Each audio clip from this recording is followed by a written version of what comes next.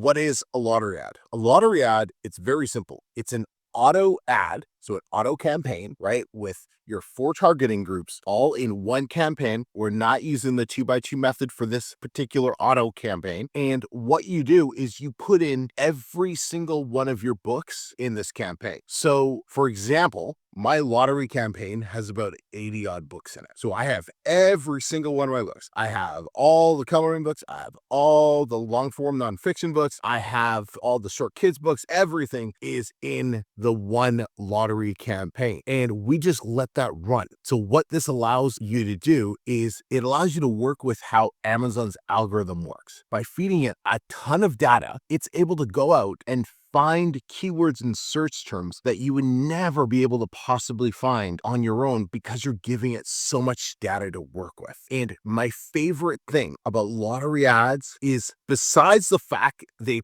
print money, is they are zero maintenance, like zero. I look at my lottery ads usually like once a month is probably, like, I'd say that might be a little too often. It's probably once every like 6, 7 weeks, right? Or once every 2 months, because there's such a low cost. We're talking like between 6 to 10 cents bids. It takes a little while for those to get into the unprofitability territory. But what's super effective is because you're only spending 6 to 10 cents for a click. When you get a sale on one of the books, your ACoS is like 1%, 2% ACoS, 3% ACoS. For context, 20% ACoS is high for a lottery ad. And so before we get into setting up your lottery ad live right here in a second, I need to remind you that lottery ads, like any ads, won't fix a bad book. If your book sucks, like bad cover, bad title, bad topic, whatever, lottery ads aren't going to do too much for it. You have to already have a good book. You have to have a book that's going to be profitable in terms of like the topic it's chosen correctly, the cover's really good, your A+